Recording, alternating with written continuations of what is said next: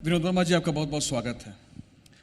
विनोद वर्मा जी किसी परिचय के मोहताज नहीं है। 2018 के इलेक्शन से पहले कांग्रेस ज्वाइन किया इन्होंने और रणनीतियां बनाई और कांग्रेस को ट्रेनिंग के साथ जोड़ा। जो काम बीजेपी करती थी वो कांग्रेस ने किया।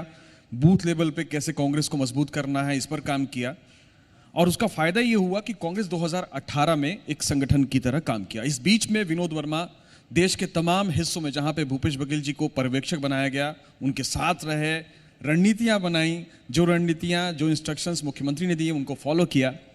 अब एक अच्छा खासा तजुर्बा भी है अलग अलग राज्यों का किस तरह से।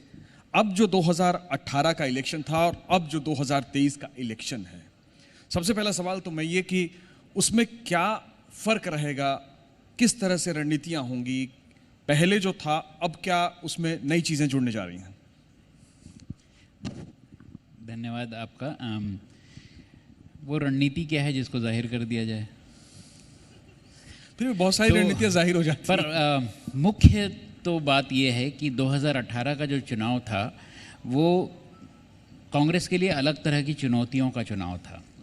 3 टर्म में जो है वो भारतीय जनता पार्टी सत्ता में थी और कांग्रेस जो है बहुत थोड़े फासले से रह जा रही थी सत्ता में आने से। तो वो चुनाव जो है वो तो हमको विपक्ष की तरह लड़ना था और एक 3 बार की सरकार के साथ लड़ना था। ये जो चुनाव है इन मायनों में अलग है कि ये चुनाव हम सत्ता में रह के लड़ने वाले हैं, हमको अपनी गवर्नमेंट को डिफेंड करना है, तो बहुत फ़र्क पड़ता है इससे। एक चीज़ की जो सबसे 5 साल के अगर कार्यकाल को देखा जाए तो तमाम जो न्याय स्कीम्स हैं या फिर न्याय स्कीम के जरिए जो पब्लिक वेलफेयर के जो प्रोग्राम्स सरकार की ओर से चलाए गए वो काफ़ी इंपॉर्टेंट है। इसका क्या असर आपको दिखता है? मैं ये सवाल आपसे इसलिए भी पूछ रहा हूँ कि एक लंबे समय तक आप पत्रकारिता से जुड़े रहे हैं, विश्लेषण करते रहे हैं, तो जाहिर तौर पे इसका क्या इम्पैक्ट आप देखते हैं अब जहाँ पे आप हैं वहाँ पे बैठ करके कि इसका क्या फ़ायदा होगा या क्या असर होगा?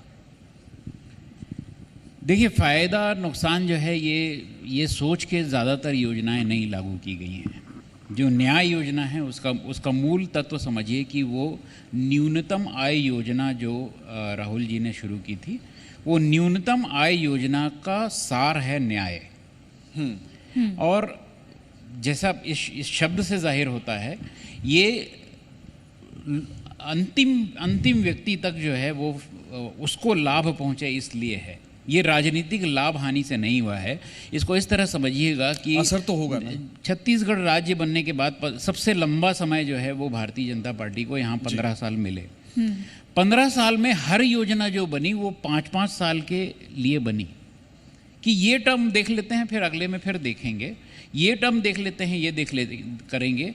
जब भूपेश जी ने मुख्यमंत्री का पद संभाला और तब से लेकर आज तक जितने भी फैसले हुए हैं वो ये सोच के हुए हैं कि छत्तीसगढ़ राज्य आज से 20 साल बाद कैसा दिखना चाहिए या 25 साल बाद कैसा होना चाहिए, इस पीढ़ी के बाद अगली पीढ़ी को क्या मिलना चाहिए।